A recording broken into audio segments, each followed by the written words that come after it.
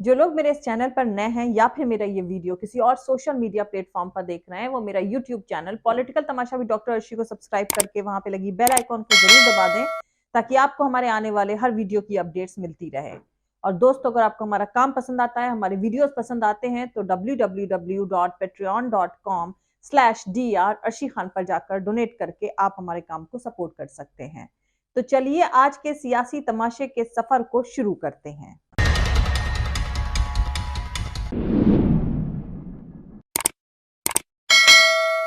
दिल्ली में जब बाटला house encounter हुआ तो कांग्रेस के नेता आतंकियों के समर्थन में रोने लगे। कांग्रेस आतंकवाद को भी वोट बैंक की नजर से देखती है। और सिर्फ कांग्रेस ही नहीं है, अब तो ऐसी भांति भांति के दल पैदा हुए हैं। वो वोट बैंक की राजनीति करने पर उतारू है, अपीजमेंट तुष्टीकरण के पॉलिटिक्स में इंटरेस्टेड है। इसलिए भयंकर से भयंकर आतंकी घटना के बावजूद भी उनके मुंह पे ताला लग जाता है, चुप्पी साध लेते हैं। कितने बार झूठ बोलेंगे, झूठ पर झूठ। ये झूठों के सरदार है और ऊपर से बोलते हैं ये लोग देश को लूटे कांग्रेस वाले। और वो छोटा रिचार्ज सारी दुनिया में बाजा बजाता है, सारी दुनिया में बाजा बजाता है। ये दिल्ली का चीफ मिनिस्टर, मेरी बात को याद रखिए, मैं आपको जज्बात में लाने के लिए नहीं कह रहा हूं, बल्कि ये 2013 का नरेंद्र मोदी है। नरेंद्र मोदी इसके बड़े भाई है, ये इनका छोटा भाई है।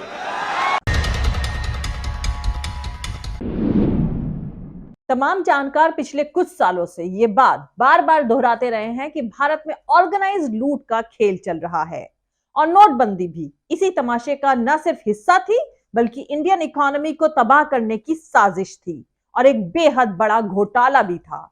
धीरे धीरे 2014 से शुरू हुई लूट की कहानी सबके समझ में जरूर आएगी, लेकिन फिलहाल तो ये लोग हिंदू मुसलमान मंदिर मस्जिद की आड़ में खड़े हैं। पर एक दिन ऐसा आएगा जब लोग हिंदू मुसलमान मंदिर मस्जिद से अपने आप को आजाद कर लेंगे। अभी इन बुराइयों से तमाम लोग इसलिए आजाद नहीं हैं क्योंकि पिछले 70 सालों से लगाए और सींचे गए तमाम पेड़ अभी भी उन्हें फल दे रहे हैं। लेकिन कोई पेड़ एटर्निटी तक फल नहीं दे सकता है, खासतौर पर तब जब उसकी जड़ों में मट्ठा डाल दिया गया हो। थोड़े ही साल में मट्ठे का असर दिखने लगेगा और पेड़ में पतझड़ शुरू हो जाएगा। फिर शुरू होगा असली तमाशा। खैर, अभी भारत के प्रधान सेवक गुजरात के चुनाव में बिजी हैं और वहां अपनी रैली में बता रहे हैं कि दिल्ली में बाटला हाउस एनकाउंटर जब हुआ तो कांग्रेस के नेता आतंकियों के लिए रोने लगे थे। वहीं दूसरी तरफ गुजरात से दूर केरला में अडानी ग्रुप के अंडर कंस्ट्रक्शन बंदरगाह को लेकर विरोध बढ़ता जा रहा है। कल रात इस बंदरगाह का विरोध कर रहे मछुआरों को छुड़ाने और प्रोटेस्ट कर रहे लोगों पर पुलिस की कार्रवाई के खिलाफ लोकल पुलिस थाने पर हमला हुआ, जिसमें कई पुलिस वाले जख्मी भी हुए। दरअसल दोस्तों, अडानी ग्रुप केरला में साल 2015 में एक मेगा पोर्ट का कंस्ट्रक्शन कर रहा है, जिसका नाम विजिनझम इंटरनेशनल बंदरगाह है। लेकिन इसे लेकर लोकल रेजिडेंट्स और मछुआरों की तरफ से विरोध किया जा रहा है।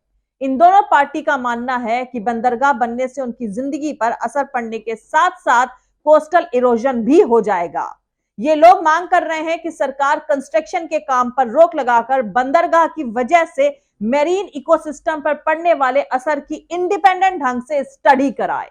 वहीं दूसरी तरफ हिंदू ऑर्गेनाइजेशन अडानी की तरफ से बनाए जा रहे इस बंदरगाह को जल्द से जल्द पूरा करने की मांग कर रहे हैं।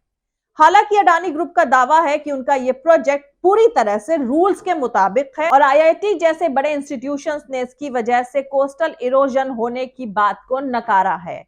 इस मामले में हाईकोर्ट की तरफ से हरी झंडी मिलने के बाद अडानी ग्रुप ने बीते सैटरडे को कंस्ट्रक्शन का काम शुरू करने की कोशिश करी थी। अडानी ग्रुप के स्पोक्स पर्सन ने दावा किया है कि सैटरडे को तकरीबन 25 ट्रकों ने पोर्ट में घुसने की कोशिश करी, लेकिन उन्हें वापस लौटना पड़ा और 2 ट्रकों पर प्रोटेस्टर्स की तरफ से पत्थरबाजी भी करी गई। लैटिन कैथोलिक आर्कडायसीज ने बंदरगाह का विरोध कर रहे लोगों का सपोर्ट करते हुए ट्रकों को अंदर जाने से रोक दिया। लेकिन इसके बाद बंदरगाह का विरोध कर रहे लोगों का सामना लोकल हिंदू ऑर्गेनाइजेशन से हुआ, जो 7,500 करोड़ की लागत वाले इस प्रोजेक्ट को जल्द से जल्द पूरा कराने की मांग कर रहे हैं। फिर यहीं से झगड़े और वायलेंस का दौर शुरू हुआ। तो दोस्तों, इंडियन एक्सप्रेस की रिपोर्ट के मुताबिक इसके बाद पुलिस ने इंटरफेयर करते हुए पोर्ट एम्प्लॉइज को वायलेंस वाले इलाके से बाहर निकाला। इसके साथ ही पुलिस की तरफ से लाठीचार्ज भी किया गया, जिसमें दोनों साइड्स के लोग जख्मी हुए। इसके बाद पुलिस ने इस मामले में दर्ज एफआईआर में तिरुवनंतपुरम के archbishop Thomas Netto, auxiliary bishop R Christudas समेत कई दूसरे पादरियों के खिलाफ केस दर्ज किया। और साथ ही पुलिस ने सैटरडे को हुए वायलेंस के मामले में 5 मछुआरों को हिरासत में भी लिया है। इन मछुआरों को छुड़ाने और पुलिस की कार्रवाई के खिलाफ कल रात मछुआरों ने पुलिस थाने पर हमला किया, जिसमें कई पुलिसकर्मी जख्मी हो गए। इस पुलिस थाने को घेरने वालों में काफी तादाद में औरतें भी शामिल थीं। खैर दोस्तों, अडानी ग्रुप से जुड़ी ये खबर बताने का मेन मकसद ये है कि इस तमाशे में भी मजहबी एंगल सियासत की तरह जुड़ा हुआ है। हिंदू ऑर्गेनाइजेशन अडानी के सपोर्ट में प्रोटेस्ट कर रहे लोगों के खिलाफ सड़कों पर उतर आई हैं। तो दोस्तों, अडानी की बात होगी तो गुजरात की बात होना लाजमी है, और गुजरात का जिक्र नरेंद्र मोदी के बिना तो पूरा नहीं हो सकता है। खैर, गुजरात में चल रहे सियासी तमाशे के तहत कांग्रेस के प्रेसिडेंट मल्लिकार्जुन खड़गे ने गुजरात में एक रैली को एड्रेस करते हुए प्रधानमंत्री नरेंद्र मोदी को झूठों का सरदार बताया है। उन्होंने कहा है कि मोदी एक के बाद एक झूठ बोलते जा रहे हैं। खड़गे ने यह भी कहा है कि मोदी और अमित शाह अक्सर पूछते हैं कि 70 सालों में कांग्रेस ने क्या किया। मल्लिकार्जुन खड़गे ने इसका जवाब देते हुए कहा कि अगर हम 70 सालों में कुछ ना करते तो आप डेमोक्रेसी ना पाते। तो दोस्तों, दलित जाति से आने वाले खड़गे ने प्राइम मिनिस्टर नरेंद्र मोदी पर निशाना साधते हुए आगे कहा कि आपके जैसा आदमी जो हमेशा कहता है कि मैं गरीब हूं, तो हम भी गरीब हैं, हम तो गरीबों से भी गरीब हैं, हम तो अछूतों में से आते हैं। कम से कम आपकी चाय तो कोई पीता है, मेरी तो चाय भी नहीं कोई पीता। अगर ऐसी बात कर करके आप हमदर्दी पाने की कोशिश करेंगे तो लोग अब होशियार हो चुके हैं, उतने बेवकूफ नहीं है। एक बार अगर झूठ बोलेंगे लोग सुन लेंगे, 2 बार भी बोलेंगे तो भी सुन लेंगे, लेकिन कितनी बार बोलेंगे झूठ पर झूठ। नरेंद्र मोदी झूठों के सरदार हैं और ऊपर से बोलते हैं कि ये कांग्रेस वालों ने देश को लूटा। वहीं दूसरी तरफ all India Muslim Ittehadul Muslimeen के चीफ असदुद्दीन ओवैसी ने दिल्ली के मुख्यमंत्री अरविंद केजरीवाल और आम आदमी पार्टी पर तंज करने के लिए छोटा रिचार्ज वर्ड का इस्तेमाल किया है। ओवैसी ने यह भी इल्जाम लगाया कि दिल्ली के मुख्यमंत्री ने मुसलमानों को बदनाम किया और वो नरेंद्र मोदी के सभी रिकॉर्ड्स को तोड़ना चाहते हैं। दरअसल ओवैसी दिल्ली नगर निगम चुनाव में सीलमपुर से अपनी पार्टी के उम्मीदवार का कैंपेन कर रहे थे। एमसीडी चुनाव में एआईएमआईएम के 16 उम्मीदवार अपनी किस्मत आजमा रहे हैं। इस चुनाव की वोटिंग 4 दिसंबर को होनी है।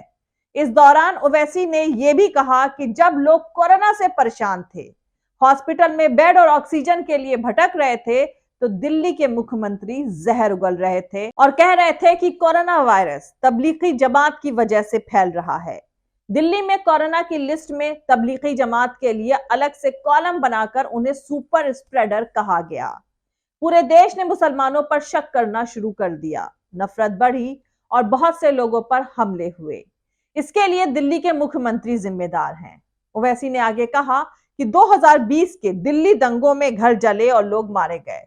उस वक्त दिल्ली के मुख्यमंत्री कहीं नहीं दिखे, लेकिन नागरिकता संशोधन कानून यानी सीएए के खिलाफ प्रोटेस्ट कर रहे लोगों पर उन्होंने कहा कि वो आधे घंटे के अंदर इन्हें शाहीन बाग से हटा सकते हैं। तो दोस्तों, कुल मिलाकर कहा जाए तो गुजरात हो या दिल्ली, नरेंद्र मोदी हो या ओवैसी हो, अरविंद केजरीवाल हो या मल्लिकार्जुन खड़गे हो, हर तरफ सियासी तमाशा कास्ट और मजहब पर ही चल रहा है। दरअसल सूरत में मुंबई के सेलिब्रिटी स्टार के 2 लाख वाले कपड़े की नकल 50,000 में बनकर बिकती है। उसी गुजरात से एक चेहरा निकला, नरेंद्र दामोदर दास मोदी। हिंदुत्व की लेबोरेटरी ने उसे ओरिजिनल ब्रांड बनाया। उसका तिलस्म टूटकर बिखर रहा है, नकली ब्रांड भी तबाह हो रहा है। मौजूदा नए भारत से गायब हो गया है असल भारत। चौंकिए नहीं, ये देश की 50 करोड़ आबादी है जिसका जीडीपी में हिस्सा तकरीबन 50% है। मुल्क का लेबर फोर्स का 62% हिस्सा इसी असली भारत से आता है जो ग्रामीण भारत है। इस हिस्से का मुस्तकबिल शहरी भारत तय कर रहा है। किसान, मजदूर, रोजगार, फैसिलिटीज, इन्वेस्टमेंट, जल, जंगल, जमीन सभी यहां के मुद्दे हैं। भारत के डेमोक्रेसी की 398 सीटें इसी हिस्से से आती हैं, यानी लोकसभा की तकरीबन 150 सीटों पर काबिज लोग 398 सीटों पर पूंजी की सत्ता जमाए बैठे हैं। उसी 398 सीटों में से 341 सीटें भुखमरी, गरीबी से जूझ रही हैं, लेकिन कोई पूछने वाला नहीं है। ये 398 सीटें बीजेपी के लिए सिर्फ एक वोट बैंक है, जहां 5 किलो अनाज और मुफ्त की रेवड़ियों से डेमोक्रेसी खरीदी जाती है। ऑपोजिशन के सियासी दलों को हिंदू मुसलमान की जगह इस ग्रामीण भारत पर बात करनी चाहिए, क्योंकि 2024 की जीत की चाबी यही है।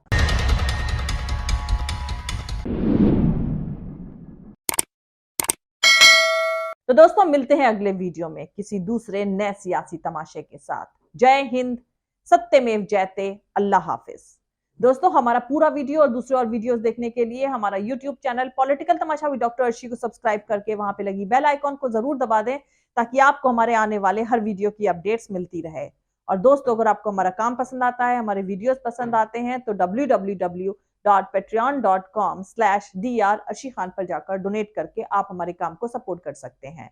दोस्तों, अगर आपको हमारा वीडियो पसंद आता है तो लाइक और शेयर करना हरगिज नहीं भूलें। आप हमें फॉलो भी कर सकते हैं हमारे ट्विटर, इंस्टाग्राम और फेसबुक पेज पर। मेरा ट्विटर हैंडल है @arshi_aziz khan। थैंक यू, मिलते हैं अगले वीडियो में।